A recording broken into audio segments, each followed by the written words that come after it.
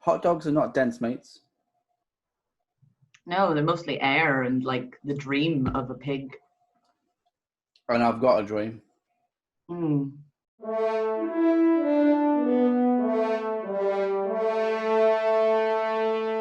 Welcome to the Fifth Cheese with my guest, Mary Flanigan.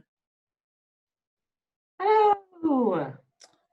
Comedian, some might say. All things debatable. I've seen you act. My lived experience is that it's not comedy. So we'll kick off with the first question, as always, and that is why. Because? Okay, we'll actually go. Well, we had that answer on episode 1, so I'm really looking for more. Why not? Look at you floating above the earth. I think we should be open-minded more. So, what is more open-minded? What is more spacious than the universe? But you're not really in the universe. You're orbiting Earth, which is actually quite crowded, isn't it? There's quite a lot of space debris in the kind of orbit of the Earth. There's a lot of like old satellites we've forgotten about, stuff we jumped up there. You're in quite a busy place. If you wanted to go to a fully spacious place, you should kind of expand beyond our orbit. Do you think? It's hard to get a Wi-Fi signal any further away. So Fair. Here we go. The second man to go over Niagara Falls in a barrel, Bobby Leach, survived the fall, but later died as a result of slipping on a piece of orange peel. Is that kind of the way you'd go out, maybe? Would I like to go out slipping on an orange peel? Not with it. It's not suicide. I'm not providing a structure of self-murder. You're suggesting, like, if I had the ability, would I be happy with a kind of comical end to my life? Not even would you be happy? Like, do you think that's what will happen inevitably? Do you think that's what will happen? Something like that, yeah. Maybe a lemon or a lime. Some sort of citrus-based accident. Yeah, because it's bitter. Death's bitter. Death, or a release. And, you know, probably for society, your death will be a release.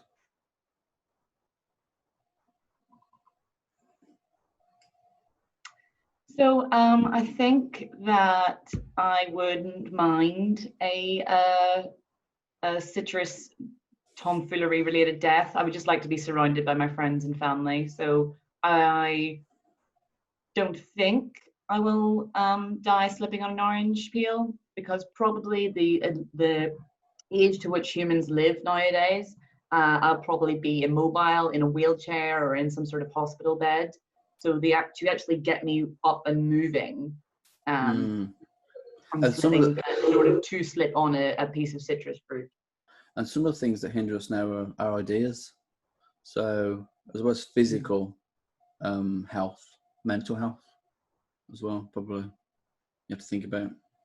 What do you mean? It's not really, I don't think the orange isn't necessarily wholly physical. It can be a metaphor for a literalism. Do you know what I mean? In how so? Can you expand on that? What I'm trying to say is... Go on, try to say what you're actually trying to say. I think greatness meditates on reckless sensations. And I don't think I can be any clearer in laying that out.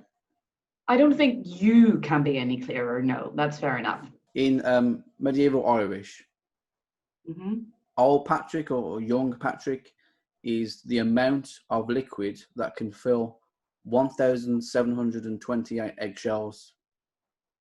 What's going on there? Lots of eggshells running around. I mean, there's not a lot to do in medieval Ireland, apart from drinking and looking after hens and occasionally fighting people. So, you know, somebody got bored and decided to fill up a bunch of eggshells, and they were called Patrick. And say the word again. Old Patrick, is it like O with an accent on it? L-Patrick. So all is the verb for drink. O-L. O-L, yeah, all. Can it be young as well? No, O-G is young. I mean, I was on the internet. I'll be on the internet and Are you I sure know about you've this? been on the internet, Damon, and that's the source of a lot of your problems. But I mean, maybe my modern Irish isn't exactly lining up with medieval Irish as it was spoken, written. But yeah, what's going on there? Not a lot. I mean, yeah. They put their eggshells in one basket. That doesn't make sense. Okay. So is it still safe for travellers to rely on St. Christopher if he lost his sainthood in 1969? He hasn't found it again. Can he find you the way home? Well, when you pray to a saint, you're praying for them to intercede to God. So you could just Not a skip saint. the step. Not a saint. Well, I'm saying just generally when one prays to a saint, and go around it, so they intercede for you to God. So you could just skip it and just pray to God. Yeah, it does make sense. So to quote Kant, why not? He who is cruel to did you say something there? Oh no, nothing. I never say anything. He who is cruel to animals becomes hard also in his dealings with men and women. We can judge the heart of a man by his treatment of animals and women. What do you, with that in mind, why are animals so tasty?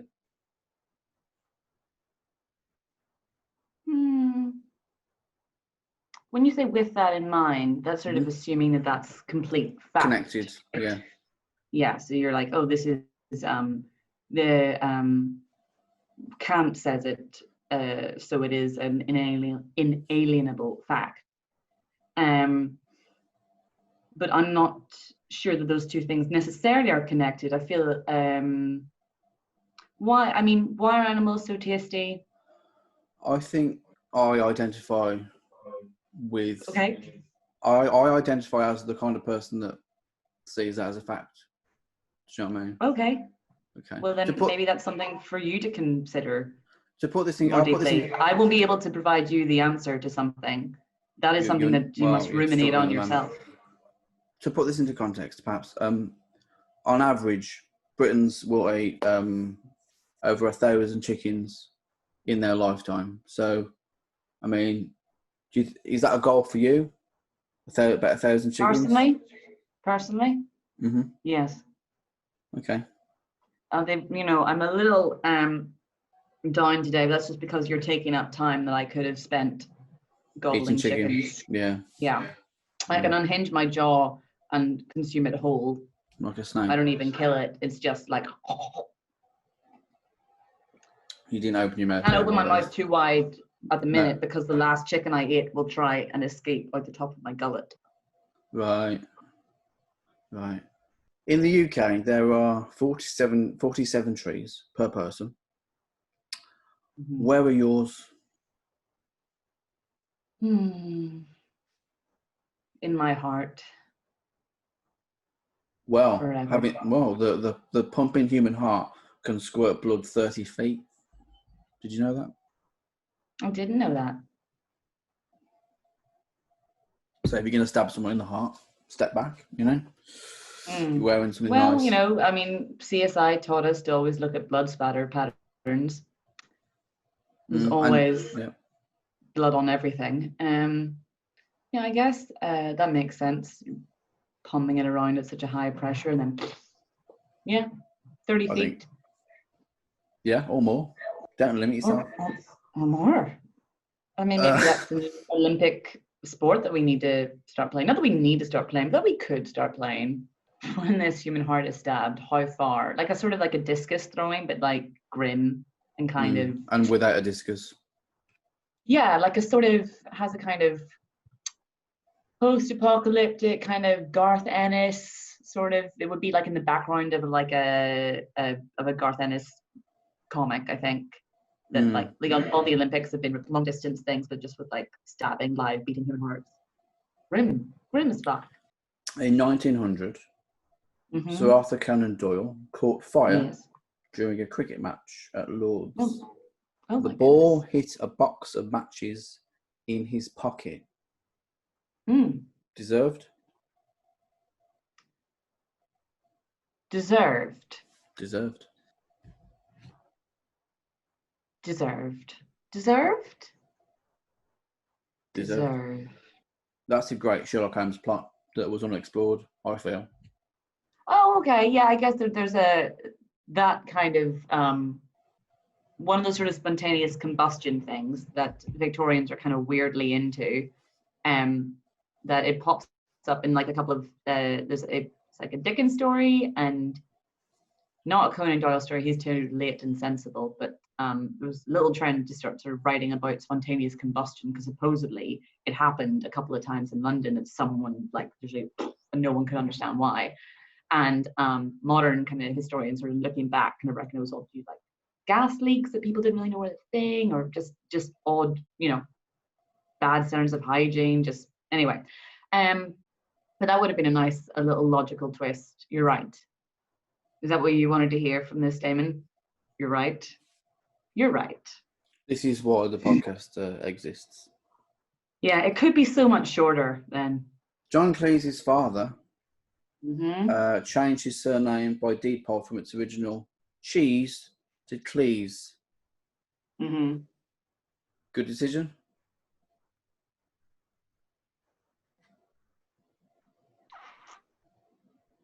I can see why he made it. John Cheese's Fawlty Towers. Yeah, well, John Cheese to our ears sounds like a sort of comedy character like Count Arthur Strong or something like that. But who's to say, because all the comedy characters we know, that my strange sense of compulsion was deep and overwhelming is shown by its conquest of my fear. No rational motive could have drawn me on after that hideous suspicion of Prince and the creeping dream memories it excited. Yet my right hand, even as it shook with fright, still twitched rhythmically in its eagerness to turn a lock it hoped to find. Before I knew it, I was past the heap of lately fallen cases and running on tiptoe through aisles of utterly unbroken dust towards a point which I seemed to know morbidly, horribly well. My mind was asking itself questions whose origin and relevancy I was only beginning to guess. You should have to me whittling on, just turn the volume slowly down and then just, yep. And we end as always with the last question, which is, what was the fifth cheese of my 5-cheese pizza? I had a 5-cheese pizza. I remember 4 of the cheeses. What was the mystery fifth cheese, and why? And why? Can I ask what the 4 cheeses were? You can. What were the other 4 cheeses? Cheddar. Mm-hmm. Feta. Okay. Thank you. Brie. Brie on a pizza? I can do what I want. Don't put me in a pizza box. I think outside the pizza box. And Parmesan. See, it sounds like you just made those up. Didn't. You paused in such a way as someone who was searching for something would pause, as opposed to someone who knew the cheeses. So I feel like I could, in this moment, reject the question because it comes from a dishonest place. But, I'll leap into the spirit of what's happening. Please do. And release you from your bodiless, upside-down prison. Given all of those, I think you might have been mozzarella. Is that your guess? What's my guess? Why? Because you've gone for 4 cheeses that are two of those major, you've listed 4 cheeses.